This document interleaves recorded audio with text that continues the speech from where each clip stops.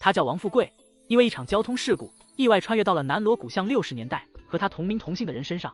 通过记忆了解到，现在是1960年，父亲叫王铁柱，是49城轧钢厂的6级钳工，母亲叫秦婉，是早些年逃荒到49城的。父母膝下除了原生外，还有一个弟弟一个妹妹，而原生这次也是为了救人，力竭后被淹死。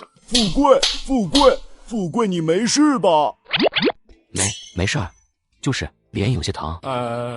你真的没事吗？没事儿，就是喝水喝饱了。还能开玩笑，看来你是真的没事了。谢谢你救了我，我叫陈洛曦。没关系的，我也是热血上头了。在女孩反复的道谢后，众人也是各自散去。我这是穿越了，还是魂穿？不过人家是穿越，我也是穿越，人家秒天秒地秒空气，网吧之气一阵，要啥有啥。凭啥我穿过来要啥没啥，连个饭都吃不饱？16岁的年龄，13、14的体格，一阵风都能刮跑。我的系统呢？不是都说系统是标配吗？穿什么时候不好？穿到这个闹饥荒的年代。此时的60年代正面临全国饥荒，每个人都得吃定两两。而更难的是，现在不允许自由买卖，投机倒把轻则大西北单程票，重则花生米。随着王富贵不断思考着未来的生活该怎么办的时候，他突然进入到了一片巨大的空间。卧槽，这难道是传说中的随身空间？不过在激动过后，随之而来的便是无助的空虚。种地的土地呢？林泉呢？这也是金手指。穿越大军中的各位前辈，你们的空间带你装逼带你飞，我这个是9块9包邮的吗？王富贵坐在床边，满脸凝重地思考着未来的发展方向。这么大的随身空间必须利用起来，但是能干啥呢？算了，还是先试试收取物资吧。芝麻开门。擦，不对，天王盖地虎。还不对。天灵灵地灵灵。你特么的给我进去！成功了，进去了。原来这个空间是个贱皮子，得骂他才给干活啊。这也就是空间不会说话，要是会说话的话，估计得这样骂王富贵一顿。你才是贱坯子，你全家才是贱坯子。我是因为你骂我才收进去的吗？我那是因为你注意力集中才收进去的。这也就是我不会说话，要不然我妈洗你这个混蛋呀。怎么刚才感觉有人在骂我，后背凉飕飕的。给我特么的出来！紧接着王富贵便开始在空间的边缘反复横跳。我擦，还有次数限制，说你9块9包邮都是抬举你了。富贵，去门口叫弟弟妹妹回家，一会儿你爹回来，咱就吃饭。好的，娘。王富贵来到门口，只见2个孩子蹲在门口逗弄着蚂蚁。现在的孩子，你是看不见他们追跑打闹的，毕竟这年头跑闹饿的还是很快的。江河，笑笑，回家了。好的，大哥。这一世我知道我要干什么了，我要让我的家人吃饱喝足，快快乐乐，无忧无虑的生活。随着一家人围坐在桌子旁，这晚餐丰盛的富贵都想哭出来。一人一碗野菜棒子面糊糊，一人一个不知道什么面做的小窝头。这能吃饱？不是我吹，就这么大的窝头，我能吃10个。王富贵含着泪吃完手里的窝头和野菜糊糊，然后就没然后了。现在这个时候，你想吃饱，可能也只能是想想了。在这个年代又没有多少娱乐项目，吃完饭唯一的消遣方式就是门口乘凉。王富贵百无聊赖地坐在了门口的台阶上。一大爷、刘大爷、严老师歇着呢。什么？一个名字我不意外，这3名字同时出现我就很意外了。这3个称呼一起出现，王富贵瞬间想到了前世的一部非常火爆的电视剧《情满四合院》。本来开局就已经非常天崩了，别再给我增加难度了。这一院子都是人才啊，千万不能沾身上，这些禽兽沾上就是癞蛤蟆趴脚面。它不咬人，但是它膈应人呀。溜了。随后王富贵便躺在炕上继续研究他的空间。经过不断试验，他知道了空间收取物资需要有媒介接触，而且收入东西的大小都和自身精神力有关。而且空间中心区域的属于时间静止区域，其他的部分时间流速则是加快的。任重而道远啊。不过空间内想要种植植物的话，还需要一些土壤，看来我得找一块无主的荒地了，到时候咔一顿收，分分钟搞定。不过考虑到自己这小身板也支撑不住收取太多，为了安全起见，他趁着夜色偷偷溜到了院子的角落，收取了一部分土壤。紧接着便是种子了。王富贵准备将家中拿来的一个土豆和一个红薯先种下去看看效果。伴随着种子的种下，没过多久地面便发出了嫩芽。这时间加速是真的快啊，用不上多久估计就可以丰收了。随着精神力撤出空间，王富贵早已累得头昏脑胀，很快他便沉沉地昏睡了过去。次日一早，父亲王铁柱也是早的便去上了班。富贵在家看着弟弟妹妹，我和你李婶去挖野菜了。在家带什么孩子，都快饿死了，带孩子可以吃饱呀。王富贵在院子里翻找了一番，最终在一堆破烂里找到了一根不到2米的棒子。江河，带着妹妹出来，我带你们出去玩。大哥，你是要钓鱼吗？钓什么鱼？你有鱼竿吗？就钓鱼。江河，你看好妹妹，不许靠近河边，听见没有？好的，大哥。王富贵提着棒子来到河边，河边还是有很多人的。现在粮食不够吃，家家户户都在想尽办法的找点吃的。王爷找了一个没人的地方，把棒子伸入河边水底，顺着棒子展开心神，看到水底虽然有鱼，但都是小杂鱼，但泥里倒是有不一样的东西：泥鳅、黄鳝和鳖。鳖可是好东西啊，不过这泥鳅和黄鳝差点意思。不过管它呢，先活下去才有资格谈生活质量。只见王爷拿着棒子在水里捅来捅去，捅一下就收一个，捅了半个小时，空间中便收获了6只老鳖，大的得有3、4斤，有3只，小的只有1斤多，还有7、80条泥鳅和黄鳝。但为了让这些东西有一个合情合理的来源，王富贵也是在河边弯腰假装摸索东西。江河，带着妹妹过来，看着这条黄鳝。大哥，你怎么抓了条蛇呀？傻小子，这是黄鳝，好吃着呢，好好看着，别让人拿跑了。大哥放心吧，我一定看好了。用不了多久，王富贵便装模作样的摸来了不少泥鳅和黄鳝。而此时，一个穿中山装的中年人也走到了近前。小伙子，你这些黄鳝卖吗？60年代对于个人买卖是非常严格的，如果被定义为投机倒把，轻则大西北单程票，重则花生米套餐，皆上级。不卖不卖，现在可是不让个人买卖的。大爷，您这不是让我犯错误吗？小伙子，你这样不行啊，这么扔着一会儿，黄鳝和泥鳅就都洗了，到时候就换不了钱了。现在虽然不允许个人买卖，但收购站却可以收购一些百姓手里的野味药材之类的东西。大爷，我也没办法呀，我也没有个容器。小伙子，你看这样好不好？我用这个鱼篓跟你换点黄鳝行不？行啊，你看你要几条合适？随后王富贵用了几条派洗的黄鳝泥鳅换了一鱼篓，在装备升级后，王富贵便接着回到河里继续装模作样的摸着，不到半个小时便摸了多半鱼篓。而此时越来越多的人也加入到了摸黄鳝泥鳅的行列。但当王富贵从水里拿出一只4斤多重的甲鱼时，岸上看热闹的人瞬间不淡定。小兄弟，小兄弟，你这只甲鱼卖吗？我出高价，我出1块2，我出2块5。叔叔大爷们，别喊别喊，我可不想因为投机倒把被抓去蹲巴黎子。我这甲鱼不卖。小兄弟，我是咱49城食品厂的食堂主任，我姓王。你看你这东西肯定是不能卖给个人的，你把甲鱼卖给我们食品厂怎么样？我们食品厂有自主采购权，我让采购部给你开证明就行了。王主任，您看，要是你们食品厂收，能给个什么价位啊？小兄弟，你看这样行不行？我不光收你的甲鱼3块钱，你的黄鳝和泥鳅我全都收了，统一按3块钱1斤，行不行？3块太高了，咱也不能占国家便宜不是？这样2块5就行，但您能给我换点票据不？你也知道，我这有钱没票也没什么用不是？小兄弟讲究，走，咱这就去厂里，没多远。很快，王富贵一行人便跟着王主任来到了食品厂。你去称称有多少，顺便去叫一下采购部的人，就说我这儿找了好东西，让他们赶紧来个人。小兄弟，咱们去办公室协会，等一会让他们给你算算多少钱。老王，有什么好东西啊？这么着急？小兄弟，这是我们食品厂的采购部主任周主任。周主任好。小兄弟好本事啊，能摸到这么大个的甲鱼。嘿嘿，运气运气。王主任、周主任称过了，甲鱼4斤3两，黄鳝6斤半，泥鳅4斤2两。老王，你先陪小兄弟喝水，我算账。你瞧瞧，小兄弟都来这么长时间了，咱还不知道怎么称呼呢。王主任，我叫王富贵，您叫我富贵就行。行，富贵，你也别主任的叫了，我不知道我和你爸谁笨，但你要是家里的老大，叫我王大爷吧。还有我，叫我周叔就行。好嘞，周叔，王大爷。富贵，甲鱼4斤3两，黄鳝6斤半，泥鳅4斤2两，一共15斤，1斤2块5。听老王说你想换点票，你想换什么票呀？烟票、酒票、粮票、布票都行。行，这样叔给你拿30块钱，再给你5张乙级酒票，5张乙级烟票，10尺布票，20斤粮票。老王，你去食堂拿2斤白面，拿罐头瓶子装1瓶子果酱。周叔，多了，这点东西换不了你给的这些，何况还给白面。没事的，富贵，你这甲鱼黄鳝可帮了叔大忙了。今天咱食品厂接待上面的领导，要不是你这甲鱼，你周叔是一个拿得出手的菜都没有呀。行，周叔，您话都说到这份上了，我也就不客气了，咱来日方长。随后在拿到这次换的钱和票据以及其他东西后，王富贵也不做过多停留，打声招呼便领着弟弟妹妹回了家。路过国营餐馆的时候，王富贵还用刚刚换来的票据买了一些馒头。经过这半天的折腾，他的空间中也已经拥有了几十斤的黄鳝泥鳅、2大3小的甲鱼、5张乙级烟票、5张乙级酒票、10纸布票以及买馒头剩下的18斤粮票。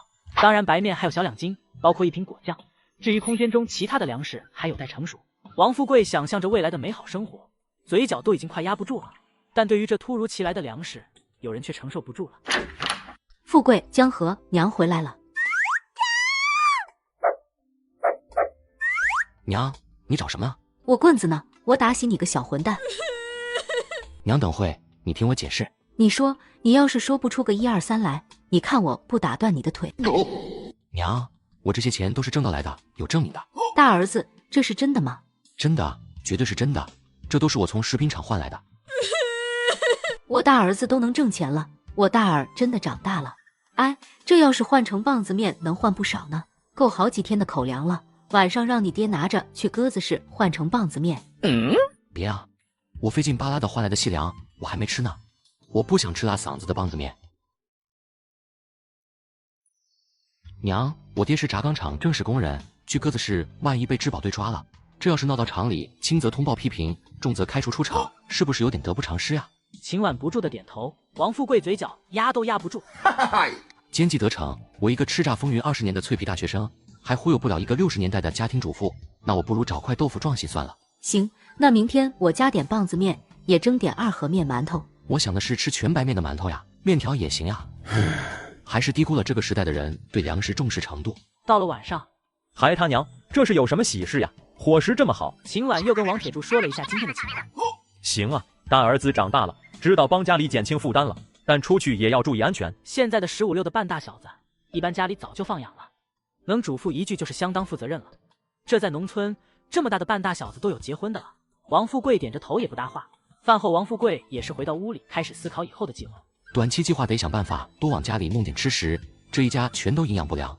不过过不了几年就要起风了，到时候没工作都得上山下乡，10年8年都回不了。到时候就算有空间，我想吃个屎，估计都赶不上热乎的。随缘吧，还是先考虑考虑怎么弄些吃的吧。一夜无话。次日一早，王富贵便来到院内。昨天他在这里发现了一些前些年搭棚子用的毛竹，他用空间收了几根进去，并用空间之力不断的压缩锻造，最后得到了一根简单而又不失粗糙的鱼竿。江河，大哥带你钓鱼去，咱今个可是鸟枪换大炮，晚上必须吃鱼。随后在路过一个修鞋摊的时候，王富贵还用2毛钱买了10米的修鞋线充当鱼线，又要了一个废钉子充当鱼钩，这样一个完美的钓鱼装备便大功告成了。紧接着他便领着王江河意气风发的向北海走去。找来一根没人要的废钉子，用空间之力将其弯成鱼钩状，并用修鞋线将其捆绑住，再将其固定在一根木棍上，这样一个简约而又不失粗糙的钓鱼工具便大功告成。王富贵便是用这样的一个东西，在这个人人吃不饱的60年代，让家人顿顿吃饱穿暖，接上集。今天这湖里的大鱼一个都别想跑，耶稣也留不住他，我说的。随着鱼钩的甩出，王富贵的精神力顺着鱼线也开始观察水里的情况。虽然钓鱼的人多，但毕竟钓鱼佬除了鱼钓不上来，其他的都能钓上来，因此湖里的鱼仍旧有很多。这还客气啥？收吧，小的不要，大的统统收进来。就在王富贵这10米鱼线的疯狂收割下，用不上10分钟，空间内便已经收集到了7、80条，而且个个不低于5斤重。空间收的差不多了，接下来便是我装 A 和 C 之间的时间了。亮个相吧，小宝贝！江河，快把鱼拿下来放进鱼篓里，要不这鱼钩没倒刺，鱼一挣扎就跑了。好嘞，大哥。接下来平均3、5分钟，王富贵能就拉上来1条鱼，没一会鱼篓便装得满满的。鱼篓满了就能阻挡我的脚步吗？当我那么多的年代小说白看的。只见王富贵指挥着王江河在周围找来了一些藤蔓，将其从鱼鳃穿过去绑好，这样就不用担心鱼再跑掉了。随后便是流水线作业，他钓1条，王江河穿1条。开始还没什么，过了一会，周围的人越来越多，不能继续钓了，趁着人多得抓紧处理掉这些鱼。小兄弟，你这鱼卖吗？我出高价。对，我也高价买。各位叔叔大爷，现在的政策咱都知道，我这鱼肯定是不会卖的。作为新时代的一员，我们要紧跟现有的指导方针，更好的见识。所以我这鱼不卖，只换。这孩子真他妈贫！我不想换了，我们去揍他一顿吧！快，大家伙，我这来者不拒，什么都换。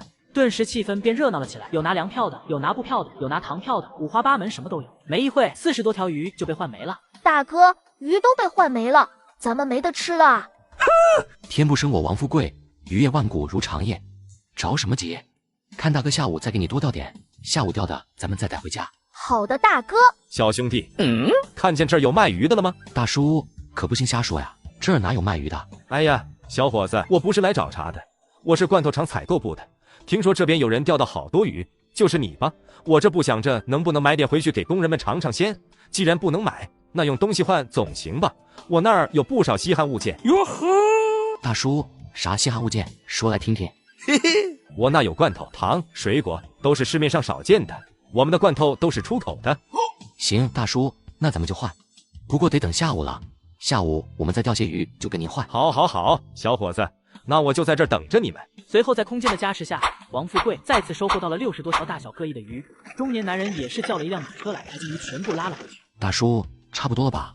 我实在钓不动了。不少了，不少了，咱回工厂谈谈价钱了。小兄弟，我先给你算算账，你先歇会儿。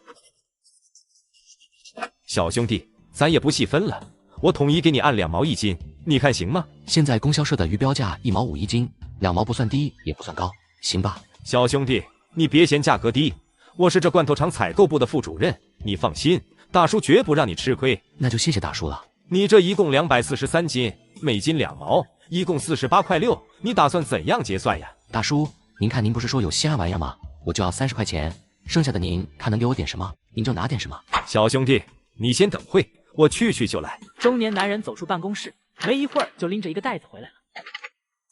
小兄弟，看看行不行？4瓶罐头，1袋白糖、苹果、橘子、桃，还有一个西瓜。主要的是，他居然拿出了1瓶麦乳精、1袋奶粉，这2样东西可不是有钱就能买到的，这些都要医生开证明才行。大叔，这东西太贵重了。叫什么大叔？我姓韩，你叫我韩叔就行。好嘞，韩叔，我叫王富贵，您叫我富贵就行。富贵呀，你也知道，从去年开始，各大厂区基本上都很少见到荤腥了。你看这工人兄弟个个面黄肌瘦的，以后你要是再钓到鱼，能给我们厂多送点吗？韩叔这绝不让你吃亏。韩叔你放心，只要我钓到鱼，肯定给你送来。那叔就先谢谢你了。韩叔，我以后要是常来的话，您可别嫌我烦哈。你天天来，我才高兴呢。随后王富贵便带着王江合出了罐头厂。大哥，咱还是没鱼吃呀。我去，怎么都卖了？随后他又领着王江河去了一趟北海，3下5除6的又钓了10来条大鱼，将鱼直接挂在了脖子上，便朝着家里顶去。期间路上好多人都上来询问卖不卖，这也就是北海离南锣鼓巷不远，要不然这一路走过来，不定发生什么事呢。随后他俩先来到了供销社。姨，你们这收鱼吗？肯定收呀，这谁家小孩这么有本事，钓了这么多鱼？姨，我是巷子里王家的大儿子，我叫王富贵，你们这收鱼什么价位啊？大鱼1毛5，小鱼1毛2，我看你这都不小，都按1毛5行不？行啊姨，你称这8条鱼，剩下的2条我要带回去自家吃。女售货员手脚麻利的接过鱼，没一会儿就称好了，一共36斤，1斤1毛5，一共5块4。小伙子，你数数。姨不用数了，我看着你都数好几遍了。姨您忙着，我先回家了。小伙子，以后钓到鱼还给姨送来啊。好嘞姨。将鱼送到供销社再卖一次，主要也是为了让街坊四邻知道，王家大小子钓鱼可厉害了，这样以后吃点好的喝点好的，才不会被人猜疑。但殊不知回家后会有个更大的麻烦在等着他。在60年代，家家都有个奇怪的现象，家中明明已经有肉了，但却不敢吃，并要将它藏起来。原来这个年代正处于饥荒时代，人人都吃不饱穿不暖，只有少量人才能吃得起肉。而王富贵这个愣头青却明目张胆地背着鱼穿街而过。富贵，这真是你钓的？娘，你这话说的，这年头谁还能送肉给别人？还敢跟老娘贫嘴？等会儿你爹回来，让他把鱼卖供销社去。别啊，我钓了好多鱼，这是卖完剩下的，这2条咱就自己吃了吧，咱家也好久没见荤腥了。儿啊，你长大了，能挣钱养家了。这都是你换的。大儿子，你是钓了多少鱼啊？娘，我大哥钓了好多好多鱼呢，一下一条，一下一条，一大群人围着看呢。他们还……你堵他嘴干什么？说，还有什么事儿瞒着我？王富贵从兜里掏出来一部分粮票、布票等，烟酒糖票是不会拿出来的。秦婉拿着钱票转身就回卧房，看样子是要藏起来。为了不让剩下的东西同样落得被雪藏的下场，王富贵迅速的在厨房里拿来了2个空碗，随后将麦乳精迅速的倒入其内，再用热水一起。你这个败家玩意儿，老娘就转眼的功夫，你就把东西霍了。娘，这怎么是霍呢？我给弟弟妹妹尝尝麦乳精，你看他们受的。秦婉也是没办法说什么，大儿子这么懂事儿，知道疼弟弟妹妹，这应该欣慰的。娘，一会儿把2条鱼都炖了呗，臭小子，你是要上天呀？还都炖了，吃得完吗？炖一条就行了，另一条我要做成咸鱼，要留着以后吃。看我的忽悠大法，娘，你想呀，咱院里的邻居关系都不错，咱家没东西吃的时候，院里哪家没给我们吃的？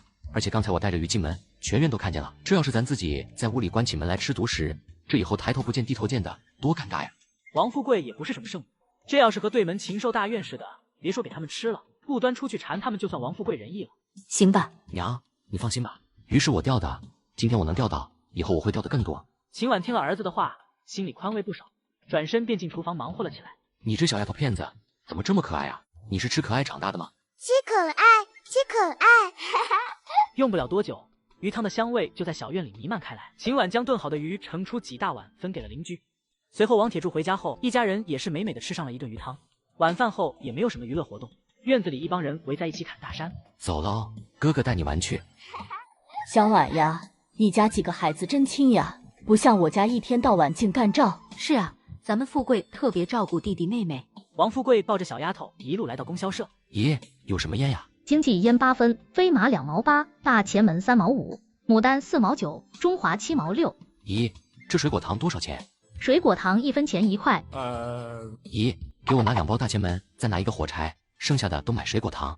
好嘞，富贵以后想要买什么就来找方姨。谢谢方姨，以后少不了麻烦您。这小孩说话真客气。王富贵离开供销社后，打开纸包，拿出1块放进小丫头嘴里。大锅，甜，可甜。吃吧，吃吧。王富贵抱起小丫头往家走。江河，过来，去给你的小伙伴们分分。大哥，这是糖。对，赶紧滚蛋。谢谢大哥。臭弟弟哪有妹妹香？看见没，我大哥给我买的糖块，你们谁听我的话，我就给他1块。这臭小子，让他分个糖，他倒好，收买人心要当大哥呀。回到家后，不出意外，小丫头手里的糖被没收了。秦婉斜了一眼王富贵，便抱起快哭的小丫头回了房间。跟这年代的人真的是说不通啊。王富贵在回到自己的房间后，也是通过心神进入到了空间。这些土豆和红薯长得很不错，看来离收获不远了。随后他又看了看中间的静止空间，这些个水产总留着也拿不出来，我是不是也可以像前辈一样去鸽子市换钱换粮呢？还是算了吧，现在这身体瘦的跟个小鸡仔一样，那可是鸽子市啊，还能指望着那里都是一群良善之辈吗？我要是敢去，肯定活不过3级，还是以后再说吧。现在饿得太快了，又不能在家吃的太多，得想办法出去给自己加餐。由于昨天睡得比较早，次日天刚蒙蒙亮的时候，王富贵就醒了。他百无聊赖的来到院子里，却看到了让他震惊的一幕。我操！这怎么那么像前世我练的8极拳呀？这个赵老头和前世的师傅是什么关系？怎么样，富贵，想学不？赵爷爷，我听说学武不是要从小就开始练的吗？我都这么大了，练武还有用吗？你个臭小子，知道的还不少。我也没说让你练成什么高手，就当强身健体呗。赵爷爷，我刚才看你练了一遍，好像记得七七八八，要不我给你打一遍看看，你看看我的资质适不适合练？嚯，口气不小呀，看了一遍就七七八八了。来来来，你练练，我看看你的七七八八怎么样。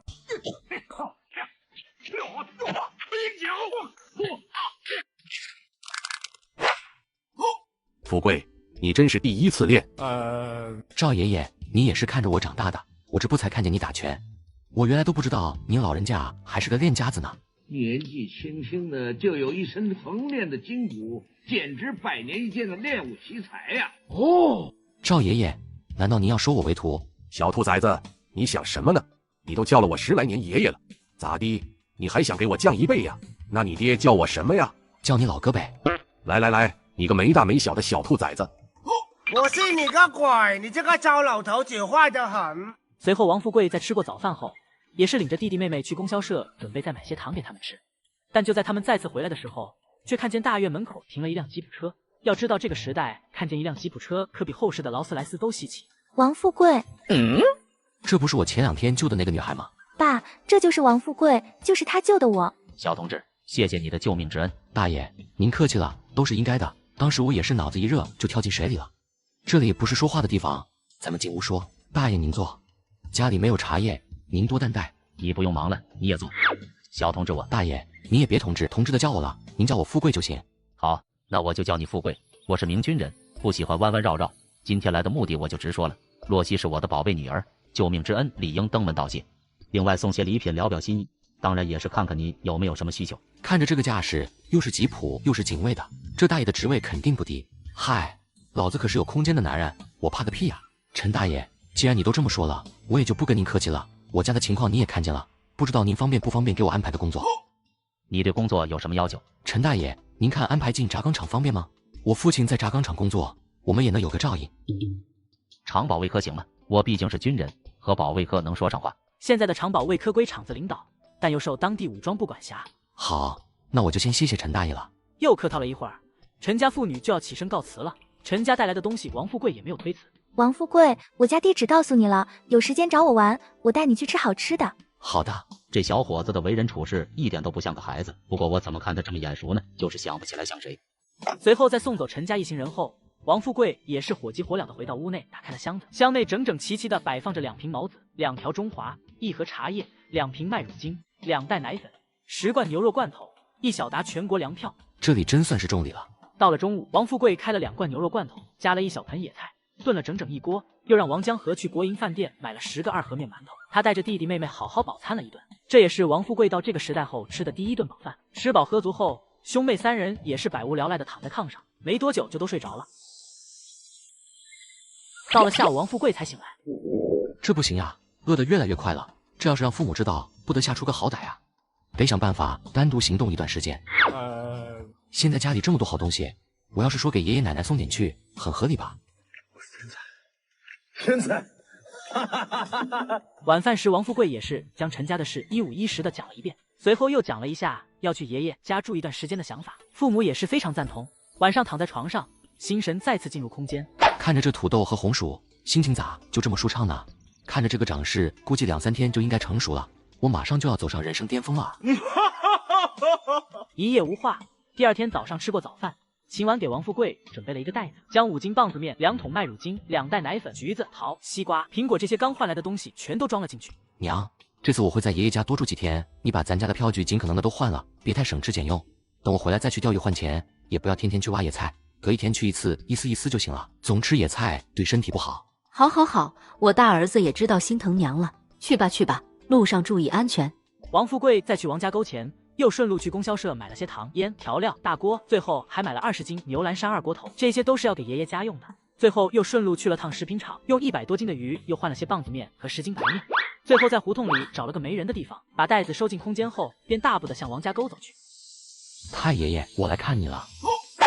哎呦喂，我大重孙子回来了！你那缺德的爹呀，这进了城就把根都给忘了。都多久没让我大重孙回来了？太爷爷，原来我爹要工作，我也要上学，回来的少了。现在我毕业了，这不就能回来看你了？对了，太爷爷，我爷爷奶奶呢？他们呀，去地里，现在干旱，得去河里挑水浇地。哎，这世道是真不让人好好的呀。太爷爷，咱可不能去外面说这话呀。放心吧，你别看太爷老了，但一点也不糊涂，知道轻重。太爷爷，您看我带的鱼，中午咱吃鱼。行行行，都听从孙孙的。走，太爷给你去做。太爷爷，您歇着吧，我来就行，让您看看大重孙的手艺。爹，你咋还做上饭了？爹，你咋还做上饭了？美得你冒大鼻涕泡，还给你做饭，是我宝贝重孙孙来了，是他在做饭。我大孙子来了。爷爷奶奶、二叔二婶、三叔三婶。哎呦喂，我的大孙子哟，你可算回来了呀！奶奶想死你了，我大孙子长大了，也变高了。奶奶，我毕业了，以后会经常回来的。好啊好啊，可不能学你那个缺德的爹，进了城就忘了娘，这都多久不回来了？最气人的是自己去就去呗，还把我大孙带走。老爹，你就感谢我吧，我这时候要是嘴一歪歪，你就等着爷爷奶奶的混合双打吧。爷爷奶奶，你们也进屋吧，饭熟了，咱先吃饭。好好，大孙真是长大了，都能做饭了。爷爷爹娘，我们就先回家了。二叔三叔，别走别走，我做的饭多，够吃的。二叔三叔犹豫着看向爷爷奶奶，怎么，我重孙孙说话不好使吗？见老爷子发话了，二叔三叔也就应声答应，他们可不敢忤逆太爷的意思，太爷可是他这一辈里唯一幸存的老祖宗了。哟，咱家小兰也是大丫头了，咋地不认识大哥了？大哥，这丫头还害羞了，忘了小时候跟在我屁股后面满村子乱跑了。先进屋，进来大哥给你们好吃的。我的娘呀，咋这么多呀？这一大锅鱼还有饼子，这是要过年呀！听到奶奶的喊声，一大家子都围了过来，看着一锅鱼和饼子，几乎同时在吞咽口水。都给我回去做好，老二家的、老三家的过来盛饭。伴随着鱼肉的上桌，这一大家子人都顾不得讲话，全都狼吞虎咽的吃了起来。要知道这时候能吃上肉是多么幸福的事啊！很快这一桌子饭便都被消灭干净了。这时候饭后甜点肯定是没有的，不过饭后水果必须安排一下。来吃西瓜，先收好啊，西瓜子给我收好，我要回收的。这，我好多年都没见过西瓜了。现在地里除了种粮食，别的都不让种。富贵，你这哪来的呀？爷爷，以后你大孙出息了，天天让你吃西瓜。好，等到时候我好好享享我大孙的福。你个操劳的命，还享福？你怎么不说让我大重孙享福？爹，哪有长辈让小辈享福的道理？太爷也是从旧社会过来的，对于长房嫡传这些观念相当看重。王富贵可是长房、长子、长孙、长重孙，这一层层的 buff 叠起来，那可相当厉害了。在老太爷眼里，王富贵那是整个王家的未来啊！爷爷，现在三爷爷还打猎吗？打呀，偶尔你三爷爷还送点野味给你太爷爷呢。怎么，你想和他换点什么吗？换啥东西啊？我是想上山上玩去，想去问问有啥需要注意的。大孙子呀，咱可不能进山呀，山里可危险了，那些大牲口真的要命呀。奶奶，你想啥呢？我就是进山边上玩玩，我又不进深山，我主要是怕碰见猎人们下的套子，所以才要问问三爷爷有啥需要注意的。行吧，晚上的时候我带你去你三爷爷家问问。三爷爷是村里的猎人，从小性格孤僻，从来不和村里人来往。对了，爷爷奶奶、太爷爷，这是我爹让我拿来孝敬你们的。这么多东西得花多少钱呀？这个败家子，不行，我得进城一趟，好好修理他一顿。王富贵急忙解释起来，嘴皮子都磨废了，才把东西的来历讲清楚。还是我重孙有本事，指着你那个爹。爹啊，希望你下次回村的时候要被揍了，可不要怨我。毕竟这么优秀的儿子，可不是谁都能有的。很快到了晚上，爷爷领着王富贵来到了村边的三爷爷家。老三，今天我们来是想跟你商量个事儿。富贵这孩子想去山上玩，又怕中了套子，这不找你给指划指划。山上危险。三爷爷，我不进深山，就是在城里也没啥事，要在爷爷家多待几天。这不是怕无聊才想着去山上玩吗？行，山上的事儿说不清。明天我要进山，你跟我去，早点过来。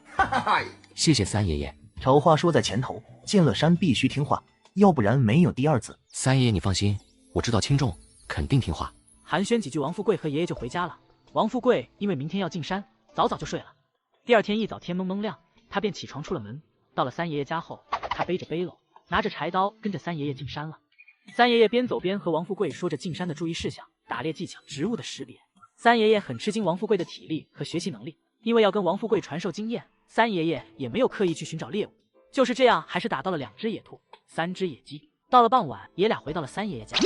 三爷爷，你这拿着，要是不听你三爷爷的话，以后就不让你进山了。谢谢三爷爷。三爷爷明天还进山吗？明天让你爷爷给你拿把枪，明天我进深山，你再进山练枪。回到爷爷家后，奶奶为了犒劳辛苦了一整天的王富贵，当晚就把野鸡给炖了。随后王富贵跟爷爷说了一下三爷爷的安排，爷爷二话不说，当即便给王富贵拿了一把38大摆和100发子弹。这可是枪啊，货真价实的，这光滑的手感，舒服。一夜无话。天刚蒙蒙亮，王富贵就拿着枪去了三爷爷家，跟着三爷爷上了山，到了进山的一处空旷的地方。三爷爷简单教了王富贵一下怎样开枪，并嘱咐他早点回去，不用等他，就自己进山了。王富贵开始一起练。我靠，我这用上了精神力，秒变神枪手啊！这百发百中的，我果然是个天才。看来我能穿越过来也不是没有道理的。随后王富贵又释放自己的精神力，开始探查周围的义气。他边走边探查，没走多远，就看见前面有几只兔子。紧接着王富贵开枪拉栓子冲枪，一气呵成，瞬间他便打到了2只野兔。哎，这要是有一个56版，你别说兔子了，再大的山牲口我也敢照亮照亮。一上午的时间，王富贵走走停停，靠着精神力的加持，一路下来一共收获了7只兔子、10只野鸡。但就在他志得意满的时候，不远处却传来了阵阵的野猪的叫声。好家伙，这野猪也是一大家子啊！但由于野猪走得太过分散，王富贵秉承着一家人一定要整整齐齐的原则，迟迟不敢下手。这要是开枪，就算一枪一头，最多也就是2头大的，剩下5头那也是200多斤呢，浪费可是可耻的啊！但好在没等多久，这一群野猪也终于走到了近前来。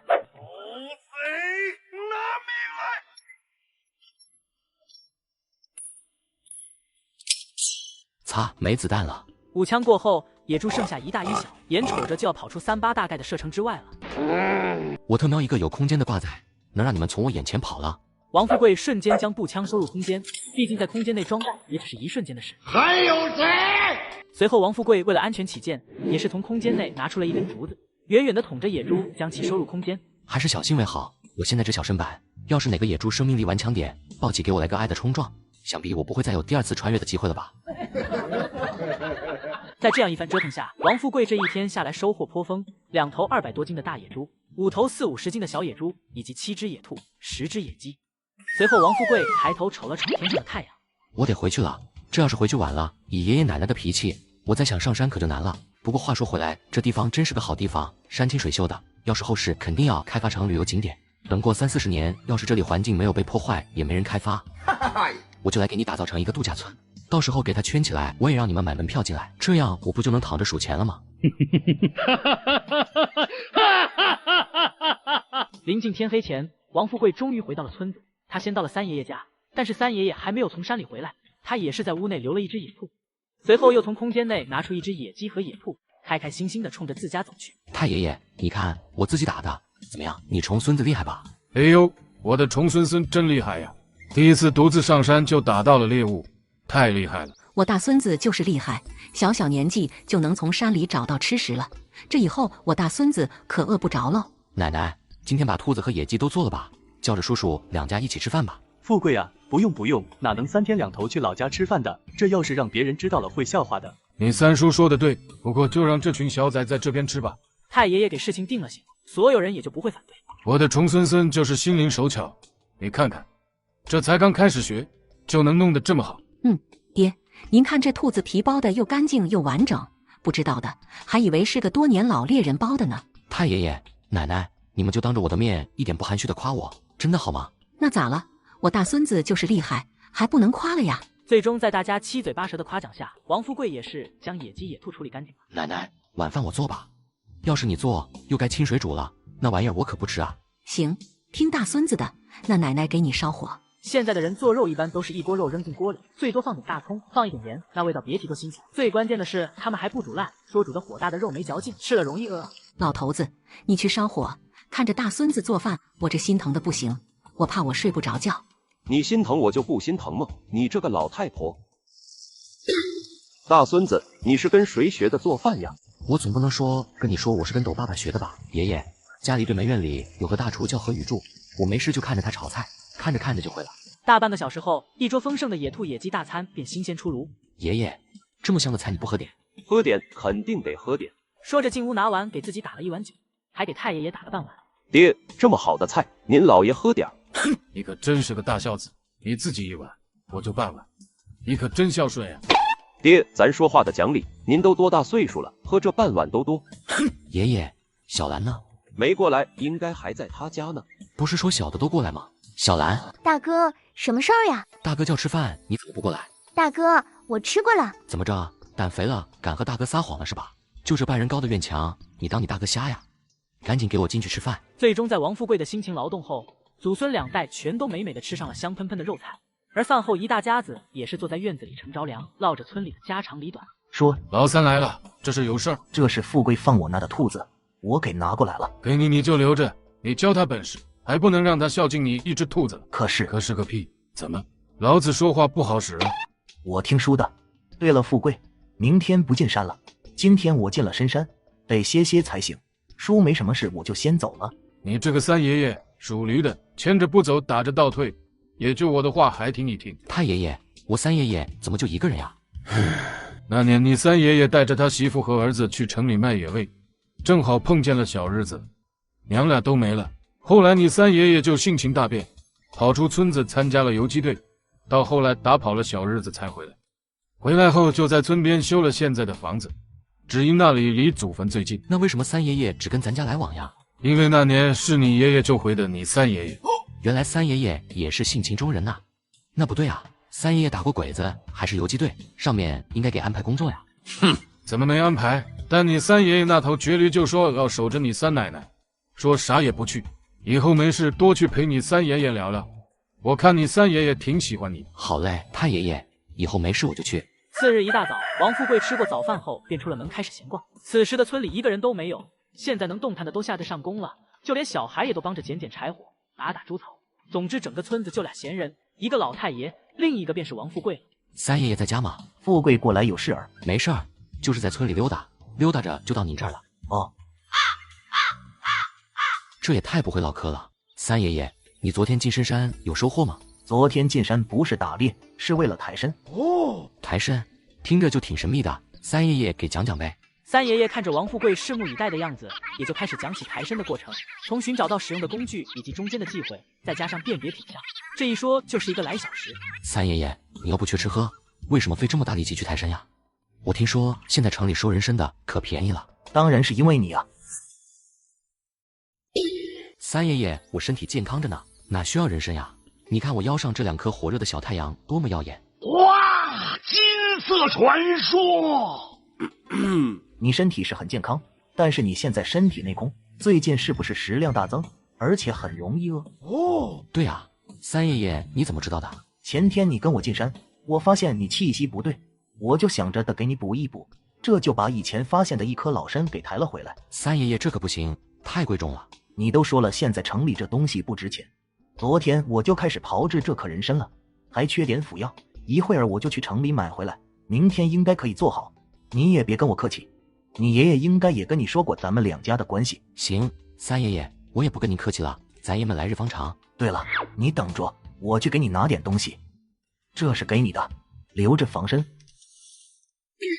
这是肋插？不是，这是杖刀，好像是古董，我也不懂，就知道很锋利。这是我当年打游击的时候混进城里给你三奶奶报仇，顺手干掉了一个投靠小日子的地主，从他家找到的。哦，不用试了，当年我用这刀一刀连枪带头盔，还削去了小日子半拉脑瓜子，当时我都有点懵。哎呦我去，宝贝啊！行了，你去玩吧，我要进城了。好嘞，三爷爷，那我玩去了。接下来几天，王富贵就每天上山锻炼，还有就是收集土地。他还专门去了几趟打野猪的山谷。王富贵也算是挖地3尺，将整个山谷的地面全都用空间收了一遍。空间内的可种植的土地面积也是成倍的增长。而且这几天下来，王富贵明显长壮了，再也不像只小鸡仔了。爷爷奶奶家，包括2位叔叔家的人脸上有了血色，但今天家里却来了一位不速之客。王富贵他爹王铁柱来了。老大，你说你是干啥来了？娘，我就是来看看你们，顺便送点粮食。真的不是来接我大孙子的。你哼哼个什么劲？你是猪呀？爷爷爹娘，我真不是来接富贵的，富贵想啥时候回去就啥时候回去。爹，你咋来了？你说我怎么跟我大孙子说话呢？不会好好说话就闭嘴。大孙子回来了，饿了吧？一会儿你奶奶就做饭。大儿子，陈家给你的工作安排好了，轧钢厂保卫科，直接就是正式工。送介绍信的人说什么时候去都可以，你和我回去吗？爹，你觉得我今天和你一起走了，你的下场会好吗？你小子到底给你爷爷奶奶灌的什么迷魂汤？这有啥的？你不知道老儿子大孙子，老太太的命根子呀。看你这几天长得挺好呀，你奶奶是真舍得呀，这是吃了多少粮食啊？不会拉饥荒了吧？爹，你说啥呢？你大儿子是那么不知道轻重的人吗？我这不和三爷爷学着打猎吗？每天进山都能打到点东西，我来这么多天，我爷爷奶奶就没断过肉。你大儿子现在看见兔子都快吃不进去了，装逼为飞起来，还天天吃肉，你爹就是在这长大的，我能不知道打猎有多难？你个缺德的老大，我大孙子才没吹牛呢，我大孙子厉害着呢。来来来，你看看我大孙子打的兔子和野鸡。每天除了吃一只猎物外，剩下的奶奶都熏制出来了，挂在房梁上。看着一排的兔子和野鸡，王铁柱也是十分震撼。吃完晚饭，躺在床上，王富贵心神进入空间。空间现在肉食就剩2头大野猪和不多的几只兔子和野鸡了。经过几天的种植，留种土豆和红薯都有1亩多的面积了，顺便还种了2茬西瓜，现在也有1亩多了。这几天上山给自己开小灶，肉也吃得差不多了，也是时候再去山里进货了。另外，回头再找找种子，看看还有没有什么能种植的。第2天一早，老爹就走了。王富贵还准备在村里多待几天，毕竟还没有囤够足够的粮食，他可不敢出去随便浪。在大家都去上工后，他也以上山玩的理由出了门。在路过村子的库房时，他偷偷的溜了进去，翻找了一番，最后花生、小麦、玉米的种子一样拿了一把，边走边用心神在空间里栽种下去。富贵，三爷爷，这是祖传的方子做的药丸，一共30颗，你先吃着，一天1颗，别多吃，等吃完了再想办法找人参。这东西得用30年以上的老参，这么多年我就找到这么1颗。好嘞，谢谢三爷爷。要是我在城里找到了人参，我就拿回来。这是方子，自己看了烧掉，方法不难，你自己做就行。三爷爷，你放心吧，我绝不外传。行了，去玩吧，上山注意安全。最近山里我看到有大牲口出没的痕迹。好嘞，三爷爷，你放心，我不进深山。王富贵在山中边走边看着手里的小瓶子，随后拿出一粒，顺手就扔进嘴里吃了起来。味道也没啥特殊的啊，我还以为能是什么助鸡精丹啥的呢，吃完全身火热呢，这啥作用也没有呀。但没过多久，王富贵就察觉出了异样。平时我上山运动打拳后，早就饿得都不行了，今个怎么一点感觉都没有？三爷爷给我吃的不会是龙珠里面的仙豆吧？说着，王富贵也收起了玩世不恭的态度，开始认真寻找起猎物的踪迹。毕竟工作已经落实了，他也要抓紧囤货，为回城做好准备。经过10来天的锻炼，不论体力还是精神力都有了长足的进步，精神力也可以探查200多米的范围了，辅助射击已经能在精神力范围内百发百中了。你说我这不就是老天爷喂饭吃，想饿都难？这野猪还能主动送上门的？只见远处有着一窝野猪，1大3小，王富贵淡然不会客气。还行，只跑了一只小的，总归收获还是不错的。王富贵也没有懊悔，还是老办法，一头一头的捅着将其收进空间。正所谓运气来了，你挡也挡不住，更何况你还是男主角。只见不远处的峭壁上停留着一群山羊，这就给王富贵馋得不行了。虽然前世就因为吃着羊肉串喝着小还被大砍，但谁又能拒绝这诱惑？经过王富贵的空间快速装弹射击，峭壁地下摔死加上打死的山羊一共17只，这可算是大丰收了，一下子就能实现食物自由了。然而就在王富贵志得意满的时候，一边突声。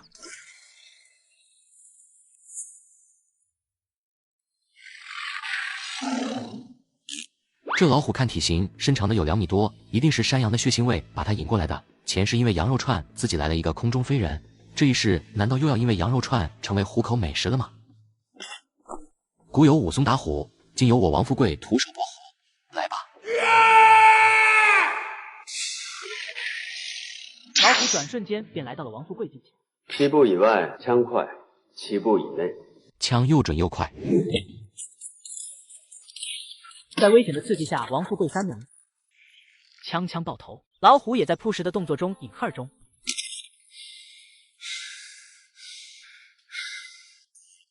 应该死透了吧？我得快些走了，可不能再浪了，真把自己浪没了，谁知道还有没有机会重开一局？随后，王富贵随手将老虎收入空间后，赶忙向着森林外围撤离。但就在走出1、2公里后，他通过精神力发现了一个山洞，从洞口的样式来看是人工凿出来的。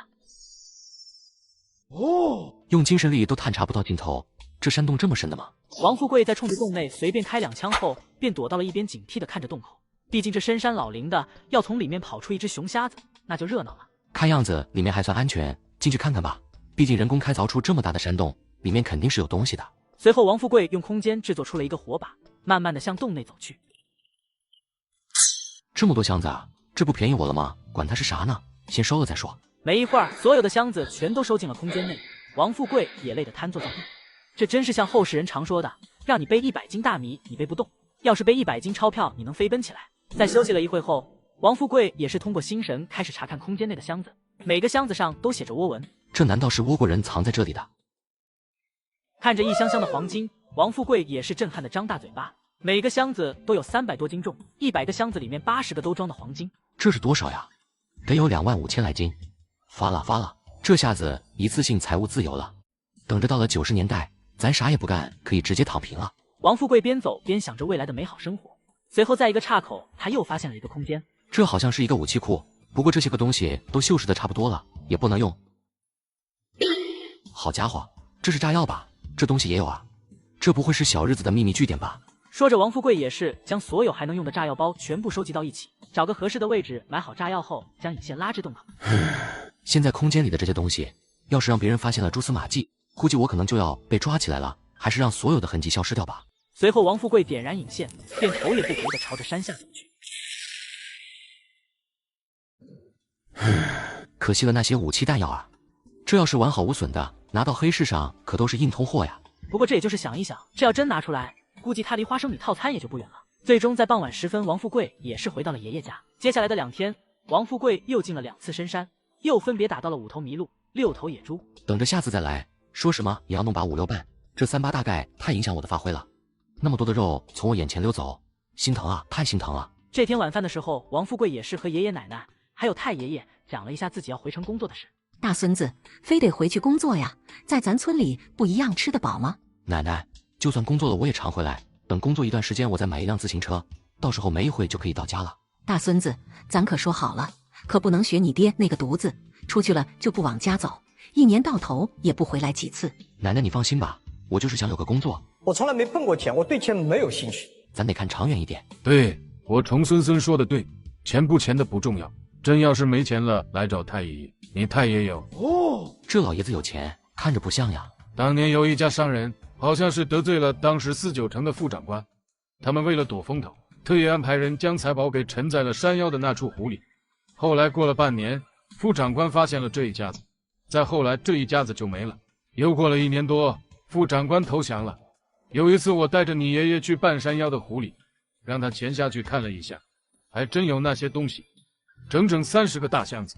然后我和你爷爷奶奶一点一点的都运回了家，接着给你2个叔叔盖房子的由头，全埋在咱家房子地下了。我爹和2个叔叔不知道吗？不知道，本来要告诉你爹的，但这个瘪犊子进了城也总不回来，就不准备告诉他了。王富贵如果没有得到倭国藏的宝藏，一定会万分吃惊，但见过了大场面，也就不怕这30来箱的宝贝了。太爷爷、爷爷奶奶，就现在的政策而言，这30箱宝贝可不是什么好东西。这些东西就在下面埋着，现在一件都不能拿出来。这要是让人顺藤摸瓜找到这里，咱后悔都没地方哭。都听我重孙孙的，你家那3个货一看就不太吉利，以后咱王家还得我重孙孙当家。行，听爹的，大富大贵不指望，平平安安才是福。重孙孙，你要是有办法，最好把这些东西全都弄走，弄到一个只有你自己知道的地方。这东西在下面，我和你爷爷奶奶总是不放心。那咱们先把这些箱子运到山边那个小山洞里，等明天村里人都上工了，我再把这些东西运到山深处藏起来。好，就这样，我们先把东西刨出来。就这样折腾了1晚上，一家子总算是将30个箱子都运到了小山洞。王富贵让爷爷奶奶先回了家，自己是在他们走远后，将30个箱子全部收到空间内。好家伙，这箱子里的东西也不少啊！10箱大洋，5箱黄金，5箱古董，10箱珍贵药材。就是这些东西出现的时机不对啊！现在你给我，我也不敢用啊！崩溃了，我真的崩溃了！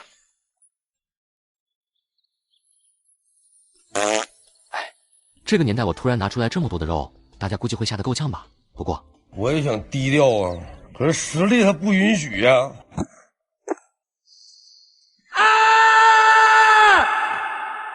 我王富贵回来了，娘我回来了，李奶奶、刘婶也都在啊。哎呦，我的大儿子啊，你可算是回来了。嘿嘿嘿嘿。随后王富贵跟邻居们简单的打过招呼后，便招呼着自家亲娘回了屋。怎么了，富贵？娘，你可站稳了。两个乡巴小宝贝儿。富贵，这是你打到的。没错。回村之后，三爷爷就教了我进山的本事，这都是我自己进山打到的。还得是我大儿子啊，你这本事，搁村里娶10个媳妇都够了。娘，你还是说说咱这野猪怎么弄吧？现在天热，这肉没2天就臭了。还是等你爹回来再说吧。这么多肉，怎么弄都太招摇了。虽然咱院里关系都不错，但要让外面的人知道了也是麻烦。行，那就等着爹回来再说吧。娘，要不你先做点给我吃吧，你大儿子快饿死了。行，我大儿子是功臣，是该好好犒劳一下。娘，你敢切的再小点吗？哼，说什么胡话呢？这么大一头猪，咱们省着点吃，可以吃到过年的。娘，咱不用这么省，等没事了，我再回村里一趟，啥肉没有呀？那万一没有呢？王富贵顿时没话了，他也不能说自己空间里有一大堆肉呢吧？这个时代的人都饿怕了，都在想着未雨绸缪，因此王富贵也只得捏着鼻子认下了这个事实。到了晚上，秦婉便和王铁柱说了一下野猪的事。这有啥的？下水和猪头晚上卤了，叫上院里人一起吃一顿，一家再给1斤肉，告诉大家野猪是富贵打到的，剩下的咱怎么弄都行。还是当家的想得周到。说完，秦婉就去招呼邻居们了。没一会儿，所有人都聚到了院子里。大家一起支锅的支锅，打水的打水，一起忙得不亦乐乎。但随后王富贵却注意到，只有李奶奶悄悄地去将大门给关上了。李奶奶，我李叔还没回来呢，这是不让他进门了。富贵呀，这门可得关好了，谁叫都不能开。那行，我李叔回来让他翻墙。你个臭小子，你李叔怎么也是派出所所长，咋能翻墙呢？就会逗奶奶开心。赵爷爷，李奶奶和刘叔都拿棒子面了，你咋不拿呀？我就不拿，你能拿我咋办？哟呵，你这老头还挺横。怎么跟你赵爷爷说话呢？你赵爷爷可是拿了一瓶好酒。挨骂了吧？让你个臭小子和老头聊闲。赵爷爷，我这还有好东西，你想要吗？哦，赵大爷，你们祖孙打什么哑谜呢？咋地？我们干啥碍着你干活了？嘿，你这老爷子，我帮你，你还熊我？我用你帮的吗？人家祖孙儿的事儿，没事儿插什么嘴呀？合着我是猪八戒照镜子，里外不是人呗？你以为呢？这是我三爷爷用人参配着的，让我一天吃一粒，每天吃完再打一遍8极拳，力气长得贼快，举起200多斤的东西，在我这就像呼吸一样简单。看出来了，这也是你的造化。咱8极门也有类似的秘方，是一个药浴的方子，主要是强筋健骨的，这2个可以相辅相成。对了，富贵，听说你的工作安排好了，是去达钢厂保卫科，现在的保卫科科长是我打仗时候收的徒弟，我合计让你拜在他门下，这样你就是我的徒孙，我也不用为辈分的事发愁了。好嘞，赵爷爷，听你的安排。随后在李叔回到大院后，一大院子人也是开开心心吃上了一顿大锅肉。臭小子，没事去所里玩玩，我带你跟所里的同事混个脸熟。听你爹说，以后你去轧钢厂保卫科上班，和派出所数点没坏处。那就谢谢李叔了。今天的这一顿饭，大家吃的是心满意足，一直到很晚才各回个家。第二天一早，王铁柱就叫着王富贵一起去了轧钢厂。钱科长忙着呢。哟，这不是王师傅吗？你可是稀客呀，这是有事儿。这不是大儿子给分到咱厂里了，我领着来找您报到吗？大侄子入职的事，领导交代过了，一会我带他去保卫科找他们科长，再去领服装。咱大侄子是23级待遇。这陈家能量真大呀，直接跳了这么多级，这要是对比的话，相当于副排级专业了。老吴，干嘛呢？一天天就你闲。你个钱四眼儿，没事来我这干嘛？这不是有人安排进你们保卫科，我给你送过来。哦，你就是我师傅说的王富贵吧？我去，这不是前世教我8极拳的师傅吗？那不对啊，为啥前世他混得那么惨，还要去捡破烂？现在他好歹也是个科长啊！喂，小子，想啥呢？是不是被我的气质吓到了？吴叔，我先问问，说实话挨打不？你个臭小子，果然和我师傅说的一样，真品。行了，老钱，你去忙吧，我带这小子去我师傅那儿打个招呼。师傅，王富贵来了。来了你就带进来呗，你嚎个屁呀！富贵，他叫吴志强，部队退下来的，以后你在厂里就叫他吴叔或者吴科长都行。拜师的事儿晚上回去叫上你父母咱再说。志强，富贵就是你挂名的徒弟，我亲自教，要是我发现你敢瞎教，腿我给你打折。那师傅，富贵的工作咋安排？富贵，你有什么想法？赵爷爷，我还不知道保卫科都干什么呢。志强，你给富贵介绍介绍。咱保卫科主要负责厂子的巡逻，以及4个大门的进出登记，还有一部分是要陪同出厂公干的，包括车队出门、看大门、巡逻、出门护卫，这还真就是保安啊！崩溃了，我现在崩溃了。吴叔，我还是看大门吧，有啥事就叫我。要是能陪车队出门，还是去好地方的，你就叫我。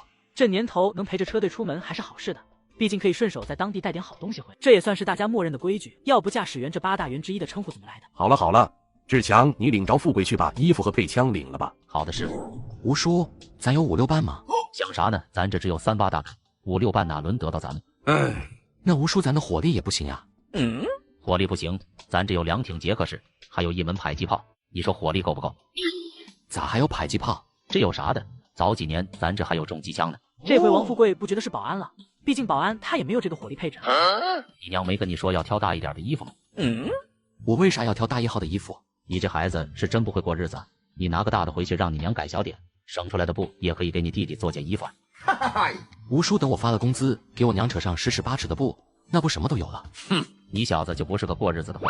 我总不能跟你说我是个开挂的，真要想要布，往棉纺厂送去1头野猪，就能换来很多布吧。师傅办好了。富贵啊，你先回家准备拜师的事吧。明天才正式上班。好嘞，赵爷爷，那我回家准备准备，等着您和吴叔。回到家后，秦婉赶紧迎了上去。富贵怎么样？顺利吗？娘放心，已经搞定了，定了23级工资。这是干部岗呀，我家大儿子以后要当领导呀。娘，不要想了，几年之内我是不会生的，我这才多大？再说了这话，要是让外人知道，会抓小辫子的。好好好，娘不说了。不过这每个月50块的工资也很好呀。你瞅瞅我大儿子长得本来就好看，再穿上这身衣服，真精神呀。我也想低调啊，可是实力他不允许呀。对了，娘，晚上赵爷爷会说我拜师的事。这是大事，是不是有很多讲究呀？娘，赵爷爷说了，现在不要太张扬，咱自己人吃顿饭，走走形式就行。好好好。接着一下午时间，王富贵都在忙里忙外准备吃食。其实内心深处，王富贵是非常重视这次拜师的，因为这是王富贵对过往的牵绊。到了晚上，一院子人都回来了，在大家的见证下，一次简单而又不失庄重的拜师，随着一杯敬茶也算大功告成。随后大家也是热热闹闹的吃上了一顿拜师宴，直至深夜众人才散去。富贵啊，我是八极门第7代传人，咱们八极拳入门容易，但想练到精通就难了。江湖上把练功的境界分为入门、明境、暗境和化境。化境的境界我没见过，但是早年我没受伤前，曾经摸到了化境的门槛儿。你师傅原来是暗境中期，也算是可造之材，现在只能发挥出明境高层的实力了。那赵爷爷，我是什么境界？年纪轻轻的就有一身横练的筋骨，简直100年一见的练武奇才呀！竟然能这么短时间里达到明境初期，只要不出意外，配合着你老家爷爷给的丸子和本门的炮玉房子，说不定真有一天可以达到化境。这是八极拳的拳谱，你回去好好看看，书里夹着一张方子，那是咱们这一门辅助练功的炮玉方子。不过这东西需要虎骨，这东西不好找，什么时候有车队去东北，让你师傅带你去一趟，看看能不能买到。那个赵爷爷，我这有一套虎骨。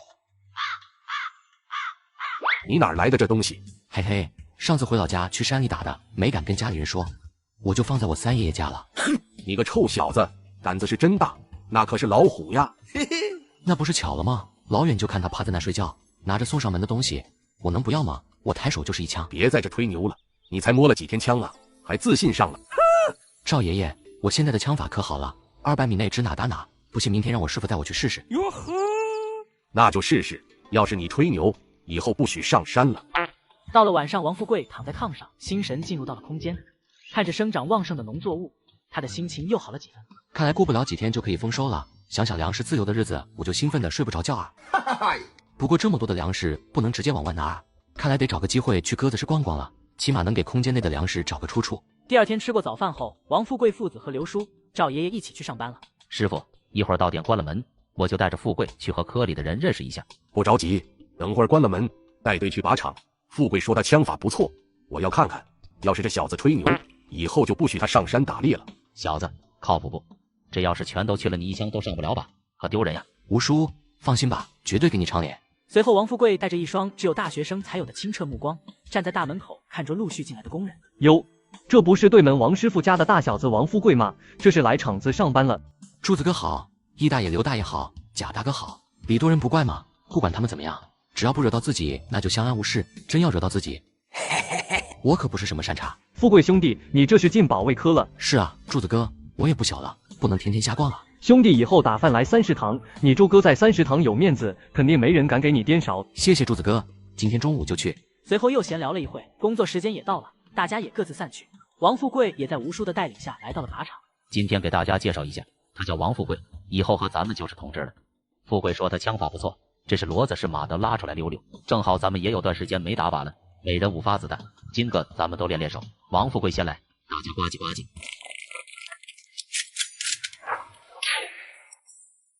看着王富贵连瞄准动作都没有就开了枪，众人面面相觑，都以为王富贵是走火了。富贵走火了吧？没事，你再重新打一次。科长，我没有走火，你可以派人报靶了。那个谁，你去取靶纸。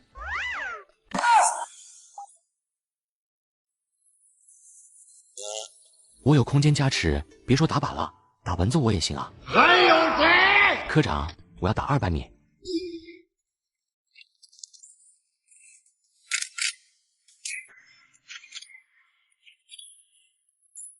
伴随碎声闷响，也意味着4枪全部上靶。科长，怎么样？我这枪法不错吧？你小子怕不是个怪物吧？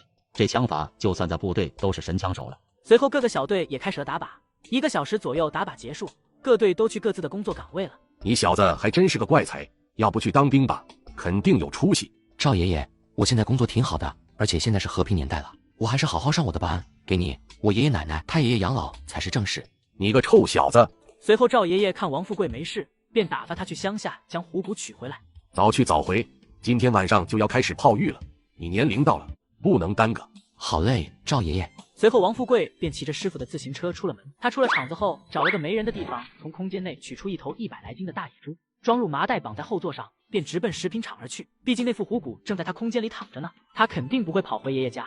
他决定趁这个机会换点东西。大爷，我找后勤周主任。富贵啊，你可有日子没来了，我还派人去你常钓鱼的地方找过你呢。周叔，前段时间回乡下老家了，这不有了好东西就给你送过来了。走走，先进去，咱细说。老王，快出来，快出来！顺便再叫2个人。这不是富贵吗？你王叔等的你好苦呀，我还以为你不来我们食品厂了呢。哪能呢，王叔，你跟周叔这么照顾我，这有好东西就来了。这是啥呀？富贵，这一整头都是给我们的吗？周叔，你要是吃不下，我就分了他，你们要多少留多少。吃得下，吃得下，怎么可能吃不下？这要是进了厂子的肉，再从你周叔手里飞了，工友们能吃了你周叔？老王，愣住干啥？赶紧上称！没看见富贵等着呢。王主任从愣神中缓了过来，马上指挥着众人上秤。老周，富贵，称好了，一共173斤。富贵啊，你这么大的一头猪，先想到给你周叔，叔也不让你吃亏。现在外面卖4块钱一斤，叔给你4块5。周叔说行那就行，我就谢谢周叔了。富贵，你看，一共173斤，每斤4块5，一共778块5。你是打算怎么结算？周叔，给我700就行，剩下的给票、给东西啊、给粮食啊，什么都行，你看着怎么方便怎么给就行。行，富贵你在这喝着茶，等会儿我去就回。过了20分钟左右，周主任拿回来了2盒4、9成老8件点心，2袋奶粉，1桶麦乳精，2个小面袋子，一个里面是10斤大米，一个里面是10斤白面，还有2小袋白糖，还有小一沓各种票据。富贵，这是我去厂长那专门要的手表票，我看你也没有手表，这个正好。周叔，这个就太贵重了。富贵，咱们都是自己人，再这么客气，叔可生气了。另外这还有2盒龙井，算是周叔我自己给你的。行，周叔，你都这么说了，咱也不能小气，咱们来日方长。好，是个4、9成的爷们，痛快。随后王富贵以给村里猎人送东西为由，拎着东西便离开了。随后同样的步骤，同样的话术，王富贵又来到了罐头厂。在罐头厂换的东西也不太一样，水果罐头10瓶，肉罐头5瓶，水果1袋，奶粉和麦乳精各2袋，还有2袋白糖。王富贵满意的背着袋子出了罐头厂，到了没人的地方，他便把物资全部收入了空间。时间还早，正好金哥有手表票，手表必须安排上，这一天天的不知道几点是真的不习惯。随后王富贵便来到了百货大楼，一番闲逛后，先是买了一块劳力士，价值400来块，随后又是一圈转下来买了很多东西，油盐酱醋、糖盐茶酒，还把所有的布票、棉花票用完了。时间差不多了，也该回去了。王富贵出了百货大楼，一路骑着自行车便回了轧钢厂。在临近工厂的时候，也将麻袋里面的东西换成了虎骨。不错不错，这个成年虎分量真足啊！这些都是你师傅买的辅材，回头下班的时候让你爹帮忙一起背回去。赵爷爷，这虎骨你和师傅有用吗？要不要分给师傅一部分？没用的，我和你师傅的身体是需要修复，虎骨是为了锻炼筋骨的，对我们不光无益，反而有害。没一会就下班了。王富贵一行人在快到胡同口的时候，也碰到了何雨珠一行，他们也是有说有笑的一同走着。就在大家道家各自散去的时候，贾东旭却跟着易中海抱怨了起来：“师傅，这对门的小子什么意思呀？和傻猪那么亲近，和咱们都是爱搭不理的。”东旭，你可不能有什么歪心思。不说他爹和我一样是6级工，就算是那小子，也不是你能招惹的。师傅，你太看低起他了吧？他一个半大小子，能有什么本事？真要是哪天我看他不顺眼了，找几个人好好教教他怎么做人。东旭，不是师傅看得起他，是咱们现在不知道他的深浅，而且不是一个院的，最好井水不犯河水。到了晚上，赵爷爷也是正式安排王富贵泡了一次虎骨浴。富贵啊，8级全需要内外兼修，都说外练筋骨皮，内练一口气，这一口气可不好练。一会儿泡好浴，我再教你怎样练气。好嘞，赵爷爷。随后王富贵便沉浸在了泡浴的舒爽之中，但等他回过神来的时候，天色也渐渐亮了起来。我去，天亮了。怎么样，富贵？少爷爷，我觉得感觉好的不得了，而且我觉得我力气更大了。来，富贵搭把手。富贵，你现在有明进中期的功力了。赵爷爷，真的吗？泡个澡就突破了，那以后我天天泡，是不是没多久我就到化境了？做你的春秋大梦，你这是厚积薄发，第一次才有这样的效果，以后就是水磨功夫了。臭小子，别不知足，你这资质比我也就差那么一点点。现在我来教你打拳，你先看我打一遍。这是蒙古硬爬山，这是黄鹰双豹爪，立通天炮，左右硬开门，霸王硬隔将，临门三不顾，阎王三点手，迎风朝阳手，山扛。最后这招就是领心肘，记住多少？赵爷爷，我要说全记住了，会不会不太谦虚？是不太谦虚，试一下。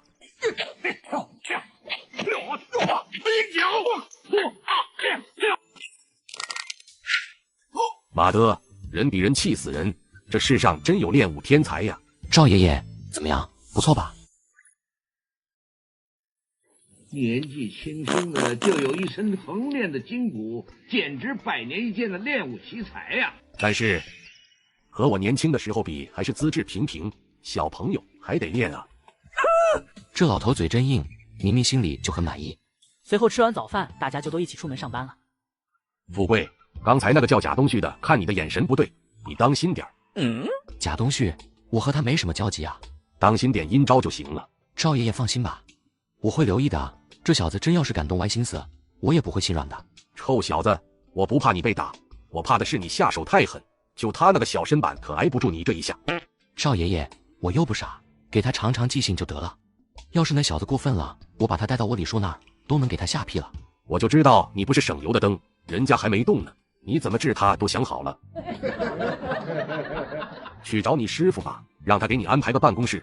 你还真准备天天守着我这老头呀？赵爷爷，你这屋这么大，我就在这屋补就行了。我稀罕你守着呀！去，这老头不识好人心。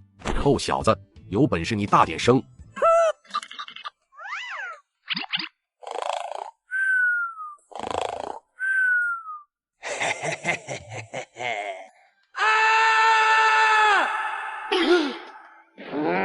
你个臭小子，吓老子一跳！你过来，让你师傅给你来个爱的顶心肘。别啊，师傅，赵爷爷有事交代。赵爷爷说让你给我找个办公室，不用我一直在门房待着。知道了，跟我来吧。随后二人进到了一个办公室，里面有6张办公桌，5个人。老孙，以后王富贵就在你们办公室了。科长放心吧，指定安排的明明白白的。这屋里人岁数都不大，你们有的聊。好嘞，科长。富贵啊，我听科长这么叫你，我也就这么叫了。孙叔好。我是咱这个小队的队长，咱这个小队现在加上你一共6个人。咱这个小队比较特殊，一般都是守着大门，上下班盯着，主要是下班看看有没有夹带的，上班迟到的咱要登记，其他时间还可以去厂里巡逻巡逻。我叫冯大力，今年23，是咱办公室除了孙叔年龄最大的了，转业回来的。我叫方平，21了，接的我爹的班。我叫张勇，也21了，和大力哥一起转业的。我叫石磊，你可以叫我石头，我17。好家伙，怎么有种刚上学在班级讲台上做自我介绍的尴尬感？我叫王富贵，我最小，今年16，大家叫我富贵就行。我是初中毕业了分配工作，因为我爹就是咱厂的，这不就把我也分到咱厂了。好了，都认识了，该干嘛干嘛去吧。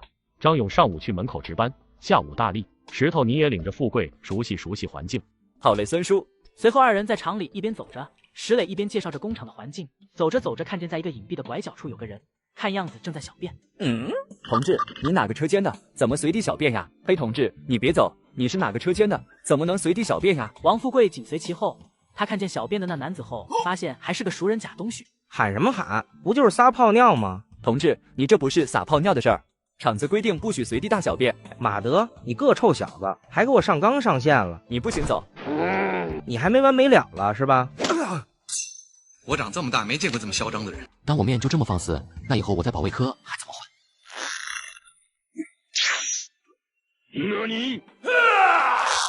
顶心肘！王富贵，你敢打我？贾东旭看见你牛皮的，保卫科的人你都敢打？王富贵，你有本事现在把我放了，下了班咱在厂子外面碰碰，谁不去谁是孙子。就你贾东旭还要和我碰碰？来，我听听你打算怎么碰碰我。贾东旭长这么大，哪见过这个呀？一下就把他吓尿了。石头哥，咱把这玩意儿带回保卫科，看科长怎么处理。对，带回保卫科，听科长的。接着王富贵便来到了吴志强办公室，将事情的经过讲了一遍。还真特喵的有头铁的，敢在太岁头上动土，富贵你去叫上老孙，让他给那个孙子长记性，然后通知他们车间主任过来领人。师傅这脾气还真是火爆，这假东旭可有的受了。随后，王富贵回到自己办公室后，又和孙叔说了一下事情的经过以及吴志强的安排。这正憋得难受呢，这就有送上门的了。张勇，你跟我走，我让这小子长记性。保卫科也是他能随便动的吗？王富贵刚走到审讯室，就听到里面传来了贾东旭愉悦的欢叫声。石头，你去前宫车间，叫他们车间主任过来。是，长官。过了没一会儿，石磊便带着易中海和车间主任来到了保卫科。老宋，你的人厉害呀，连我们保卫科的人都敢打。由于是贾东旭理亏在先，因此二人也是不住的低头认错。随后，易中海和宋主任在禁闭室看见了贾东旭，浑身上下青一块紫一块，两人七手八脚的将贾东旭扶了出去。孙叔，那个贾东旭真没问题吗？我看着挺惨的。放心吧，全是皮外伤，不伤筋动骨，也就看着惨点儿，不影响他上班。就在众人聊天时，轧钢厂大喇叭里也响起了贾东旭的通报。鉴于前宫车间贾东旭同志随地大小便、殴打保卫科人员，现经厂领导决定给予贾东旭同志通报批评一次，清扫厕所1个月。活该，让他那么嚣张。随后1下午的时间，王富贵就在摸鱼中度过了。这样可不行呀，我得找点事做做。我这要是一天天的这么闲着，迟早闲出屁来。我要为厂区发光发热，我要工作。就在这样的美好畅想中，王富贵终于熬到了下班。下班的时光虽然令人愉悦，但总有人想给你的愉悦上添些堵。老贾呀，你快来看看吧，有人欺负我们这孤儿孤母呀！你看看这给咱家东旭打的呀，你快来看看吧。贾张氏声调高低起伏，像是唱戏一样。秦婉虽然也算泼辣，但是哪见过这么不讲理的呀？气得指着贾张氏说不出话来。完了，对面的亡灵法师上线了，不知道这次他又能找出来个什么玩意？干什么？对面大院有管事的吗？易中海，你这管事大爷还当不当了？王家小子，当小辈儿的要尊老敬老，你怎么能这么说话呢？易中海，你也别给我倚老卖老，你就是一个街道联络员，街道是让你们调解矛盾的，现在你们院的贾张氏在这胡闹，你管不管？你既然说让我调解，我就说2句，不管贾东旭有什么错，你打了他是事实吧。我也问了贾家的意思，你就赔礼道歉，再赔20块钱的医药费，这事就算完了。易中海，这是你的意思还是贾家的意思？当然是贾家的意思了。这时贾张氏以为易中海占了上风，开始更大声的吼。贾张氏，你别嚎了，你再嚎一声，我就去街道办举报你搞封建迷信。不看看现在是什么时代了，还搞你那套鬼啊神呀的。易中海，就你还当管事大爷呢？贾东旭违反了厂里的规章制度，我是正当执法，按你的意思，公安打死了特务也要道歉赔偿呗？你这思想有问题啊！王富贵，那你说怎么办吧？什么叫我要怎么办呀？这贾张氏在我们家门口哭爹喊娘的，这是败坏我们大院的名声。我们大院有工人，有公安，全是有贡献的好同志。贾张氏这样抹黑我们家，抹黑我们院子，就是对我们的贡献的抹黑。这是什么行为？易中海，95号院的易大爷，还是你说该怎么解决吧？在这样一层层的 buff 的叠加下，易中海也是彻底没话了。那要不这样，让贾张氏给你们道歉，再赔偿你们。道歉可以，必须诚恳，要让街坊四邻都知道，这是贾张氏无理取闹。赔偿就算了，咱们都是无产阶级同志，怎么能动不动就赔钱呢？道什么歉？我儿子被打了，我还得……王富贵呀，你看你东旭哥也给你道歉了，他家这孤儿寡母的，你能不能和厂里说，不要让你东旭哥去扫厕所了？要不他这个月的工资得少10块呢。易师傅，你这话说的就不对了，扫厕所是厂里的决定，你以为厂里做的决定是随随便便可以更改的吗？你也是厂里的老人了，怎么朝令夕改这个词不知道什么意思吗？要是不知道，去问问你们院的3大爷，他是老师一定知道。哼，不知所谓。王富贵又是一串连环暴击，易中海一行人也只得灰溜溜的回了自己的大院。还和我斗？你要是再给我个键盘，我能对你3天3夜，话都不带重样的。很快便到了晚饭时间。娘，咱家没有粮食了吗？有是有，但是得省着点了。今天去买粮订量又少了，而且现在还出了一种替代粮。我今天中午试了一下，黑乎乎的，不知道是什么东西。咱家人口多，不省着点吃，心里没底呀。娘，要不我去鸽子市看看吧？现在我和爹都有工作了，钱应该是够用的，要是能买点粮回来也行啊。还是让你爹去吧，你毕竟还小呢。娘，还是我去吧，我毕竟跟着师傅学了几手，2个人进不了我的身。退一步说，我还有枪呢。剩下的时间，爹娘一人一句的说着鸽子市的注意事项。对了，娘，你看看能不能让赵爷爷来咱家吃饭呀？他一老头下了班还要做饭。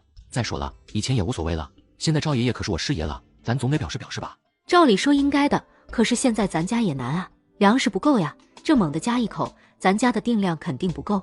娘，赵爷爷也有定量的，我去和赵爷爷说，让他把粮食拿咱家来，他每天也不用做饭了，下班回来就吃。我这是怕外人说闲话，还以为咱家占你赵爷爷便宜了。娘，闲话肯定会有的，但是咱院里没那种人，而且路遥知马力，日久见人心。咱不让赵爷爷饿着，还比他现在吃的好不就得了？那你就和你赵爷爷说吧，听听他的意思。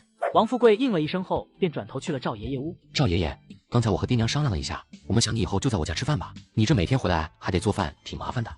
不行不行，这样太麻烦你家了。赵爷爷，这有什么麻烦的？不就是多一双筷子的事吗？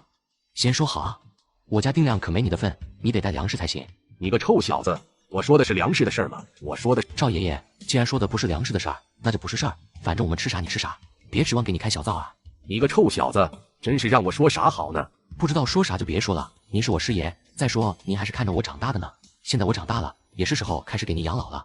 等我娶了媳妇，给你生个重复孙子，你也就不用上班了，每天帮我带带孩子，去胡同里下下象棋，跟老太太。现在要是跟老太太跳广场舞，估计要被公开批评吧。哎，也是我老头子命好哦，老了，以为这辈子就这样了，谁能想到找到了衣钵传人，还能想到徒孙的福。赵爷爷，这才哪儿到哪儿啊？享福的日子在后面呢。对，在后面呢。对了，赵爷爷，我还有件事，就是现在定量不是又降了吗？我想去鸽子市转转，看看能不能换点粮食回来。去转转也行，就你的身手对付3、5个还是没问题的，但是也不能拖大，更不能惹是生非，枪要随身带好。那成，赵爷爷今天晚上我就去鸽子市看看。随着夜渐渐深了，王富贵也悄悄地出了门。月黑风高夜，黑市开张时，鸽子市，我王富贵来了。王富贵通过空间在背篓里放上了20斤腐肉，随后还用一块黑布蒙住了半张脸，还挺有秩序，比我想象中的好多了。买还是卖？卖，有合适的也买。卖1毛，把牌放在摊上，出门上交。哦，我去，鸽子市都这么正规了，果然穿越小说误导人啊！我还以为这没人管呢。随后王富贵便来到了鸽子市里，这里琳琅满目，卖什么都有，但唯独没有卖粮食的，可见现在真是粮食紧张了。哥们，你是卖菜刀？对，卖菜刀。菜刀这东西供销社就有的卖，而且不贵，你这打算怎么卖啊？我这不是普通的菜刀，我爷爷原来是御厨，这是原来那啥赏给我爷爷的。就算是那啥赏的，不也是菜刀吗？难道这刀有什么特别的地方？特别重算吗？你说呢？你爷爷就留下这把刀了，就没别的东西？还有几本书。哥们，这就是个菜谱，没啥稀奇的。没希望了，没希望了。哥们，这是有事儿。我娘病了，没办法，我才来这碰运气。我以为这刀是宫里出来的，怎么都该值俩钱。经你这么一说，我这东西也卖不了啊。你娘治病要多少钱啊？不多，就5块。我也不去追究你说的是真是假，真的我就当行善积德了，假的我就当听了个故事。我给你6块，刀和书我都要了。真的吗？谢谢你，谢谢你。王富贵把钱给了他后，拿起刀和书就走了。但在他继续溜达了一会后，发现压根就没人卖粮食。不可能呀，这么多人，怎么一个卖粮食的都没有？就算是粮食紧张，总有人会有门路搞点出来卖的呀。随后王富贵也找得烦了，索性找了一个没人的地方，他准备让卖粮食的自己来找他。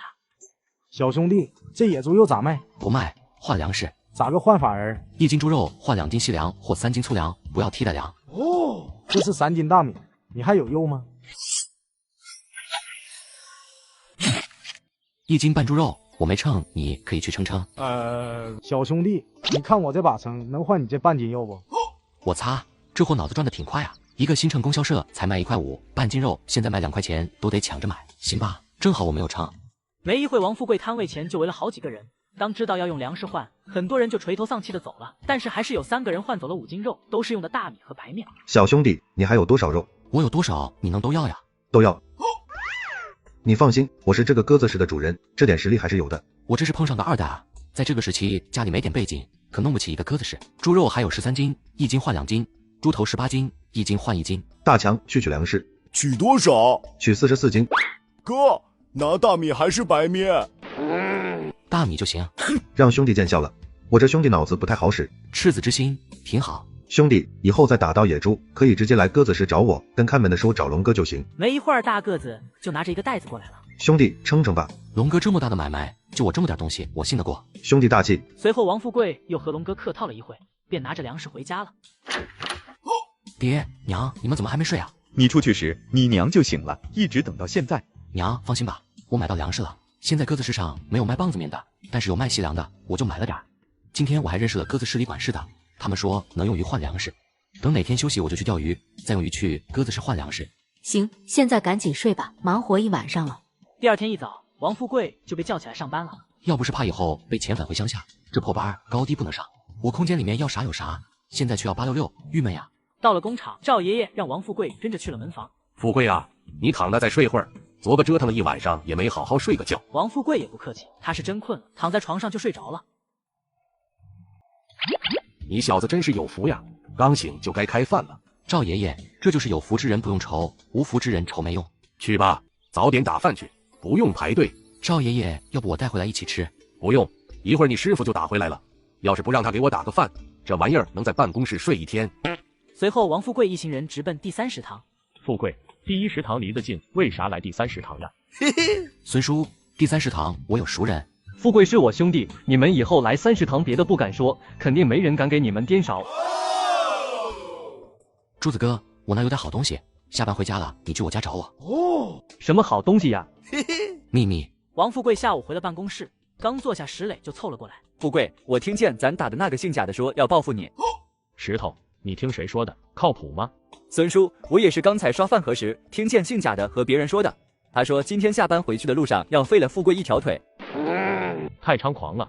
富贵下班咱一起走，就他们几个小混混，我看能掀起多大浪来。富贵，你大力哥在部队里的时候，格斗全连都能排上号，来个3、5个，你大力哥自己一个人就够了。算我一个，我虽然不如大力哥，对付3、2个还是没问题的。还有我也去。这一屋子同事是真不错，就连石磊都要帮忙。那就先谢谢各位叔叔哥哥了。不论有没有事儿，今天晚上咱必须吃一顿，正好一起走，咱直接去东来顺。富贵，吃饭就算了。孙叔，咱以后时间长着呢，就当是联络感情了吗？男人嘛，联络感情最快的方法不就是一起喝点吗？你个臭小子，毛还没长全呢，还男人上。很快到了下班的时候，一帮人也是浩浩荡荡的奔向东来顺。富贵啊，如果一会儿真有人找事，动手可以，但是不能下狠手，而且也不能动枪，咱的枪在工厂里好使，要不然性质就变了。孙叔放心吧，就贾东旭那货也不会认识什么上得了台面的人物，咱还不至于动枪。大力和小勇一会儿要有事儿，护着点富贵和石头。孙叔放心吧，你还信不过吗？就是信不过你，一打架就上头，主要是你不许下狠手。孙叔，那要是人家下狠手呢？你个二愣子，对方都下狠手了，你还省着力气干嘛？好嘞，知道了，孙叔你就请好吧。随后一行人也是有说有笑的走着。然而就在走进一个胡同的时候，王富贵就看到了贾东旭领着7、8个年轻人拎着棍棒堵在了胡同口一边。马德，失算了，忘了找点趁手的家伙使了。要不咱回头跑吧。石磊的话刚落，胡同口这头就又出来7、8个年轻人，将王富贵一行前后包围了起来。王富贵，没想到吧？劳资的报复来得这么突然，我看你还嚣张不？我去，这是要变身干我是吗？好好的穿越剧要变成科幻剧了吗？小子，别说老子不给你机会，你出来我废你一条腿，咱这事儿就算结了。要不然你们今天都别想囫囵着走出这条胡同。废话真多。哎，你又来！铁山靠，给我上！富贵厉害啊，这一多半都是你放倒的，这是练过呀？练过几天，也是这帮人太废了。你管这叫报复？这也不行呀！富贵兄弟，我错了，您大人有大量，我再也不敢了。再也不敢了？那怎么行呢？你们这么多人要废我的腿，咱们冤有头债有主，总得算算账吧。还有，你看我石头哥脑袋都被你们打了一个包。那个富贵啊，我是刚才自己撞墙上了，不是他们打的。对，不是我们打的。你们探马不堵我们，我石头哥会撞墙上吗？大力哥、勇哥，我下手重，就劳烦2位哥哥给这货长长记性。放心吧，一定让他这辈子都记住。还有你小子，咱好好说道说道，聚众持械报复保卫科成员，送你去大西北10年8年，应该不难吧？但是今天我不想进宫，你得帮我办点事儿。这小混混的领头知道自己这是打到了实打实的铁板，也是认怂了下来。谢谢大哥，谢谢大哥，无论什么，您尽管交代。他要废我一条腿，你听到了吧？听见了，听见了。听见就好，知道怎么办吗？知道，知道。知道就好，别给我惹麻烦，要不然你就去大西北吃沙子吧。大力哥、勇哥差不多了，打了半天都饿了，走了。